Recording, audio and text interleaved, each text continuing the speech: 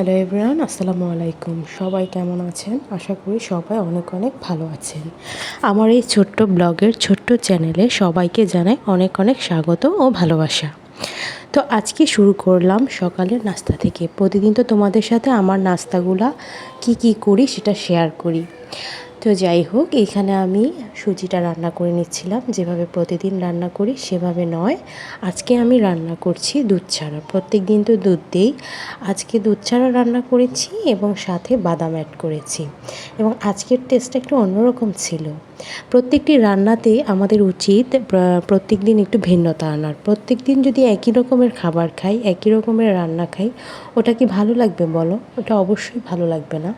তো আমি প্রত্যেক দিন চেষ্টা করি এক একটা রান্না এক এক রকমভাবে করার। অনেকে আছে দেখবা প্রত্যেক দিন একইভাবে রান্না করে, কাজেই সবার মুখের রুচিটা চলে যায়।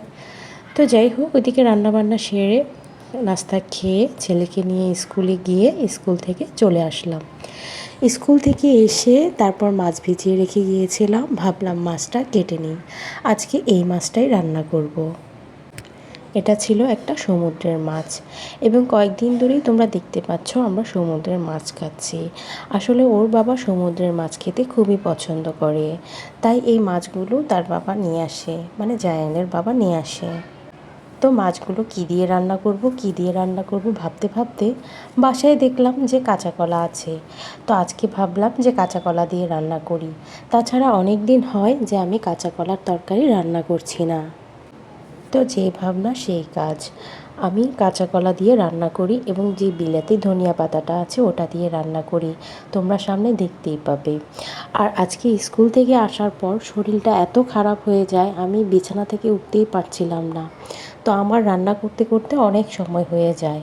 আর এইদিকে রোদ বৃষ্টির খেলা তো চলতেই থাকে।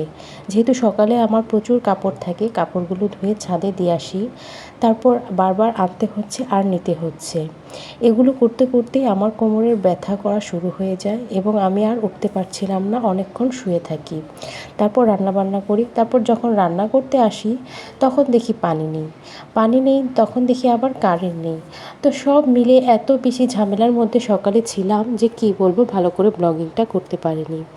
তাও শুকর আলহামদুলিল্লাহ কাজগুলো কোনোরকম সেরে বাচ্চাদেরকে খাওয়াই নিই। তাছাড়া আমার বড় বাচ্চা স্কুল থেকে আসার পর ওকে তো খাবার খাওয়াতে হয়, খাবার খাওয়াই রেস্ট করে গোসল করে তারপর ওকে আরবি পড়া আছে, তারপর আরবি পড়াতে যেতে হয়। আর ওর সারাদিনের সময়টা খুবই কম। এগুলো করার পর তারপর সন্ধ্যায় আবার ওর আরেকটা টিউশন থাকে। তো সব মিলে ওর অনেক ব্যস্ততা, ওর সাথে সাথে আমারও অনেক ব্যস্ততা। একটা বাচ্চার মায়ের কত যে ব্যস্ততা থাকে সেটা বলার মতো না। আমি হয়তো ব্লগে যতটুকু দেখাচ্ছি ততটুকু না, যতটুকু বলছি ততটুকু না, অনেক বেশি ব্যস্ততা থাকে। তো যাই হোক, যে যেখান থেকেই বসে আমার ব্লগটি দেখছো, প্লিজ লাইক অ্যান্ড সাবস্ক্রাইব করবে এবং ভালো একটা কমেন্ট করবে। তো এই কাজগুলো করতে করতে তোমাদের সাথে একটা কথা শেয়ার করি। সবসময় সবার সাথে সৎ থাকতে চেষ্টা করবে। বিশেষ করে মুসলমানদেরকেই বলছি, আমার ব্লগাররা অবশ্যই মুসলমান আপুরা, আর হিন্দু সব ধর্মের মধ্যেও আছে, সবসময় সত্যি কথা বলবে। তো সর্বদা সৎ থাকার চেষ্টা করবে, সত্যি কথা বলবে, ন্যায়ের পথে থাকবে। আমার আশেপাশে কিছু মহিলাদেরকে দেখি সবসময় মিথ্যা কথা বলে, মিথ্যা কথার উপরে থাকে। আর একটা মেয়ে বিশেষ করে যখন একটা খারাপ ফ্যামিলিতে পড়ে বিয়ের পর, তখন দেখবা ওখানে মানে সবাই সত্যবাদী, বউটা হয়ে যায় মিথ্যাবাদী। আসলে কি কথাটা এমন? আসলে কি বিষয়টা এমন?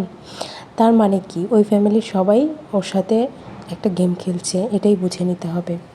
তো এটা প্রত্যেক ঘরের কাহিনী। আমি যেভাবে জানি সেটা হচ্ছে, আমি তো এখন অনেকের সাথেই মিশি। আর এখন ফেসবুক স্ক্রল করলেই দেখা যায় যে আজকালকার মেয়েরা কতটা টর্চারিত হচ্ছে শ্বশুরবাড়িতে। তো এই মানুষগুলো যদি সৎ থাকতো, ভালো থাকতো, তাহলে কোনো মেয়েই শ্বশুরবাড়িতে যেয়ে এত অবহেলিত হতো না। তো সবার কাছে রিকোয়েস্ট থাকবে যে সবসময় সৎ থাকবেন, ভালো থাকবেন। মিথ্যা কথা বলে আবার নিজেরাই মিথ্যা গজব ফেলে দিবে ছেলের বউর উপরে। তো এরকম অসভ্য মহিলা আর অসভ্য ননদ ননাস শাশুড়ি এরকম সবার ভাগ্যে না জুটুক। সবাইকে আল্লাহ হেফাজত করুক, সবাইকে বুঝদান করুক। এদেরকে একদিন কবরে যেতে হবে, সেটা বোঝার তৌফিক আল্লাহ পাক দেখ। তো যাই হোক, কথা বলতে বলতে আমার এদিকে রান্নাটা হয়ে গেল। সবাই ভালো থাকবে, সুস্থ থাকবে এবং আমাদের জন্য অনেক অনেক দোয়া করবে। আর যাদের আমার ব্লগ দেখলে অ্যালার্জি হয়, চুলকানি হয়, তারা অবশ্যই আমার ব্লগ থেকে দূরে থাকবে। অন্যজন কি করছে সেটা না ভেবে নিজে কিছু করতে পারো কি না সেটা দেখো। আর প্রত্যেকটা মানুষেরই সেটা দেখা উচিত। সো সবাই ভালো থাকবে, টাটা।